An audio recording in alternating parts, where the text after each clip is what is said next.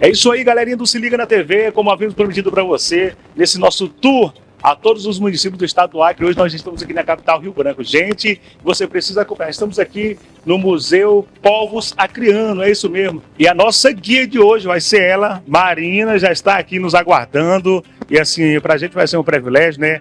Mostrar através da telinha do Se Liga na TV o que existe aqui, as curiosidades no Museu Povos Acreanos. Boa tarde, Marina. É um prazer, né, que a gente está sendo conduzido por você para que nós possamos passar para a galerinha do Se Liga as curiosidades e histórias, né, que existem aqui no museu. Então, boa tarde, olá, né, pessoal do Se Liga, é isso? Bem-vindos ao Museu dos Povos Acreanos, aqui em Rio Branco, Acre. É um museu que vai falar um pouquinho sobre os povos que dão origem ao povo acreano, né? Um povo que é essa mistura cultural de pessoas que passaram ou ficaram por aqui. E a gente está falando dos povos originários, dos nordestinos, dos árabes, sulistas, paulistas, e, enfim, são muitas pessoas que passaram no estado aí, que tem um pouquinho mais de 100 anos de história, mas uma história de muita luta, de muita batalha, mas é um povo muito acolhedor, é um povo que também é uma mistura cultural muito grande, mas que tem a sua própria cultura e vale muito a pena conhecer e prestigiar isso tudo. Existem as suas particularidades, né? Claro, todo estado tem, né? O Brasil é um país continental, como o pessoal fala, e o Acre não seria diferente, né? Então a gente tem a influência do Nordeste, influência um pouquinho ali dos nossos vizinhos Bolívia e Peru, mas a maior influência que a gente tem aqui vai ser os dos nordestinos, um pouquinho da comida árabe também, tem influência aqui no Acre. Mas quando vocês, por exemplo, vocês vêm de Cruzeiro do Sul, já é totalmente diferente, né? Mesmo um estado pequeno, é um estado que tem suas particularidades em cada município. São 22 municípios, né? Então cada um tem a sua história. É isso aí, gente. Assim, nós sabemos que pode não existir uma rota aqui interna do museu traçada para começar essa visita. Mas geralmente os visitantes começam por onde, Maria? Por aqui pra gente estar mesmo, né? Por aqui desse lado do museu, onde a gente fala um pouquinho da introdução. Vai mostrar um pouquinho desses povos que eu te falei, né? A gente tem os povos originários, os nordestinos. É mais uma introdução e o conceito, né, do museu, que seria a proposta museológica daqui. E em seguida, a gente vai para aquela sala que a gente vai conhecer um pouquinho a história desse prédio, que é um prédio histórico. Ele era da Igreja Católica, inicialmente como um colégio para meninos, o Instituto Nossa Senhora das Dores, depois o Colégio Meta, e aí depois só no passado que ele foi inaugurado como museu, né? Ele foi comprado aí pelo governo do Acre em 2016. Além, então, a gente aqui conhece um pouquinho da história desse prédio, que foi inaugurado em 57. E aqui a gente tem um pouquinho da maquete, né, do nosso prédio, a maquete atual da estrutura do prédio, uma mistura da arquitetura original com a arquitetura moderna do museu. Então, Marina, só uma dúvida, não foi um prédio projetado exclusivamente para o museu, mas foi um prédio adaptado, é isso? Isso, foi um prédio adaptado, ele era um colégio, inicialmente como colégio da igreja. E aí, depois de ficar um tempo abandonado e a população pedir que ele fosse tomado como patrimônio, por exemplo, os ladrilhos, eles são originais, as paredes são originais, janelas, portas. E para manter esse prédio que fez parte da memória de muitas pessoas aqui da cidade e do estado também, ele foi comprado para virar museu. Então, assim, pelas características, assim, a forma como ele foi criado, então, assim, tinha tudo a ver, né? Então, assim, a escolha foi a escolha perfeita para que o museu se instalasse aqui nesse prédio, não é isso? Sim, claro, e para a gente mostrar um pouquinho aí dos povos. O museu mesmo, ele é só o primeiro piso do prédio, foi a primeira fase inaugurada. A gente tem algumas outras fases para serem inauguradas ainda, e atualmente a Fundação de Cultura do Estado, a FEM, ela funciona nos outros 2 pisos aqui do prédio. Aqui a gente tem a sala que vai falar um pouquinho sobre o Chico Mendes, um pouquinho da história dele, né?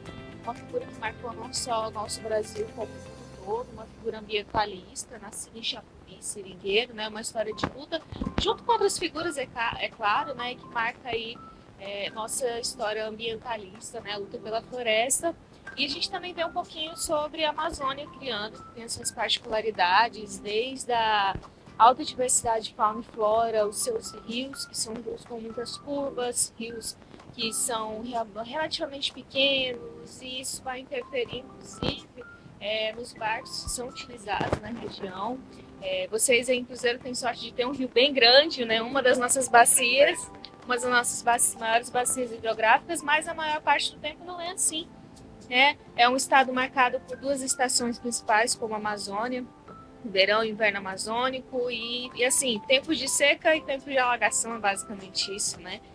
Então, e vocês, inclusive, estão na região mais alta do estado, né? Porque o resto do estado, a maior parte é plano ali, né? Com exceção do Juruá, onde está Cruzeiro do Sul. E a gente sempre gosta de citar isso para as pessoas de outros estados verem um pouquinho da nossa Amazônia. Aí, seguindo reto aqui, a gente vai ver um pouco sobre o Leão do Tocantins, o acervo dele, doado pela família em 2014, que não foi uma figura acriana, mas que escreveu sobre o Acre e foi reconhecido pela Academia Brasileira de Letras pela sua literatura que falava sobre a Amazônia. Então, assim, é uma viagem, né? É uma viagem de volta aos nossos antepassados, né? A história. Então, assim, é sempre uma curiosidade para os visitantes, para os turistas. É sempre, nossa, é uma curiosidade, não sabia. Então, assim, é sempre um impacto, né? Cada vez que o turista vem, essa viagem, esse encontro da história, do que aconteceu, de algumas pessoas que marcaram como Chico Mendes. Então, assim, é sempre impactante para os turistas e visitantes estar aqui, estar de face a face assim, com uma história, né, que muito rica, por sinal, quando se trata de Amazonas, de aves e floras. Então, assim, é realmente assim, sempre impactante para as pessoas que visitam, né? Isso. Não, sim, com toda certeza. E a gente gosta de falar desses detalhes, né? Toda essa diferença. Porque as pessoas gostam de brincar que o Acre não existe, né? Oh, o Acre existe, tem muita história, tem suas particularidades, é muito bonito e vale a pena conhecer. Aqui no acervo do Leandro é um acervo mais pessoal, que hoje ele está sobre os nossos cuidados. Além dele, claro, a gente tem a Academia Acreana de Letras, que inclusive a sede fica aqui no museu, que é essa sala ao lado. E também é possível fazer a visitação, tem membros da academia que sempre estão dispostos a fazer explicações sobre ela. Mais adiante a gente tem algumas outras salas para visitar também no museu. Então aqui tudo assim, são homenagens de marcos pessoais desse protagonista que existe aqui nessa sala, né? Isso. São documentos, medalhas, fotos que ele ganhou, desenhos que ele ganhou. E aqui na próxima sala a gente vai ver algumas personalidades de destaque do nosso estado, sendo elas acreanas ou não, que são 16 personalidades, mas é uma sala rotativa, então atualmente são elas, mas que vão ser trocadas futuramente. E algumas outras figuras indígenas também. Maria Lucimara é a matriarca mais velha, com 131 anos de idade.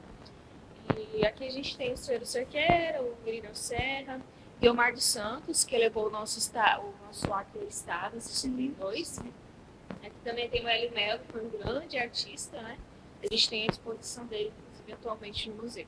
Então, são todas figuras que, de uma forma ou outra, marcaram, né, a nossa história. E, assim, essa forma de homenagear, né, assim, é algo gratificante para o estado do Acre. Não tem jeito.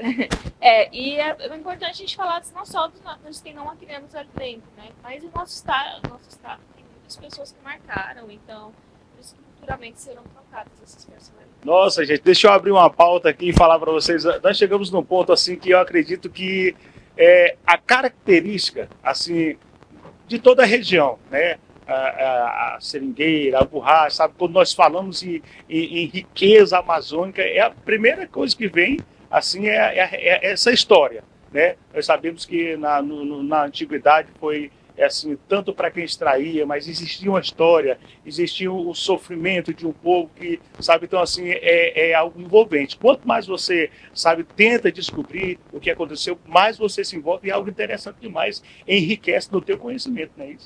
Muito, é importante a gente conhecer essa história, principalmente o acriano conhecer essa história para ele valorizar mais, né, o passado, né, e que é um passado muito recente, na verdade, né, muitos seringueiros ainda são vivos, né, a nossa história ainda está viva, é importante a gente relembrar ela e valorizar ela todo dia.